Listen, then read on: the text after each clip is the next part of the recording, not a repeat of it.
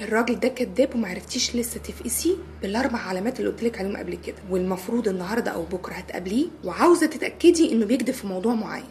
ركزي معايا واعملي اللي هقولك عليه. اولا اوعي تقولي له انا عايزاك في موضوع ضروري، انت كده يا هبله بتديله انذار انه في خطر، وهيقعد يفكر ويدور هو غلط في ايه، ولو عرف هيستف كدبته حلو، مش هتعرفي تفقسيه. الحرب خدعه، خديه على غفله. اول ما تشوفيه بعد السلامات والطيبون والابتسامات وكل الحاجات الحلوه دي، مره واحده ارمي القنبله. مثلا انت كنت مع مين امبارح؟ ركزي بقى معايا في السيناريو الجاي. لو بيكتب عليكي هيكون الحوار بالشكل التالي: انت كنت مع مين امبارح؟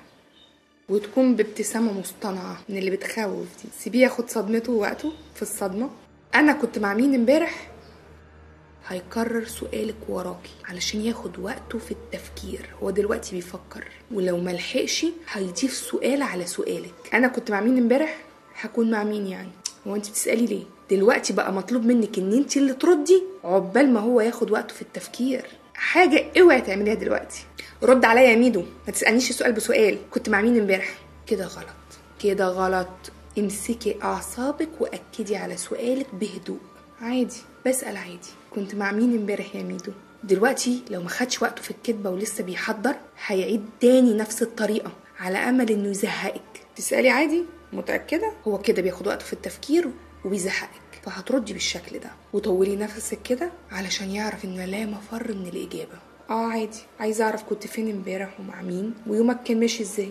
هنا بقى هو فقد الامل انه يحول الموضوع لحته تانية، وشاف انه لازم يجاوب، ومبدئيا كده بقى عنده كدبه لسه هينسك تفاصيلها وهو بيتكلم. طب هتعرفي منين ان الكلام اللي بيقوله دلوقتي حالا ده كدب؟ هيكرر الكلام ويكرر التفاصيل، هيبعد عينه عن عينك وهو بيحكي، هيتحرك بجسمه كتير وهو بيتكلم، هيقطع زي شريط التسجيل بتاع زمان لما كان بيسف ويبوظ. كلامه هيبقى مقطع.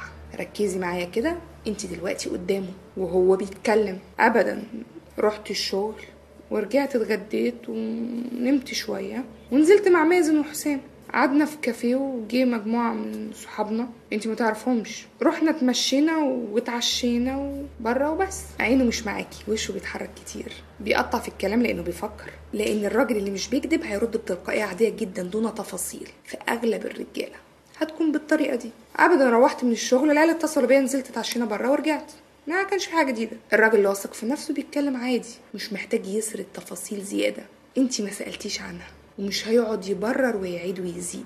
طب لو خلاص في الحوار اللي فات ده انت قفشتي انه كذب، ما تحوريش عليه بقى وتكدبي وارمي اللي عندك، وادخلي بسؤالك اللي انت شاكه فيه بشكل مباشر، لانك لو استمريتي في سؤاله اكتر من كده ومحاوله زنقه اكتر من كده اسلوبه هيتحول لاسلوب هجومي. يعني اول ما يحس ان انت فقستيه هيبقى اسلوبه هجومي وساعات عنيف، وتلاقيه ابتدى صوته يعلى ويبرطم. بقى في ايه يا ندى؟ كل دي اسئله؟ هو تحقيق؟ انا ما بحبش الطريقه دي وزهقت من اسلوبك كله. هيزعق، هيشوح، هيخوفك علشان يقفل على الموضوع ويهرب. انا ماشي، لما تغيري طريقتك دي بكلميني.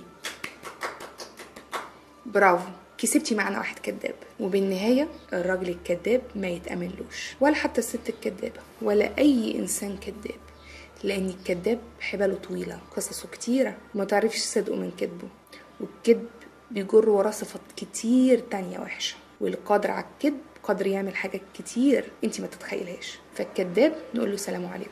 كانت معكم فيبي انور، واستنوا سيناريو جديد نقفش الراجل الخاين ازاي. لو عجبكم الفيديو لايك وشير.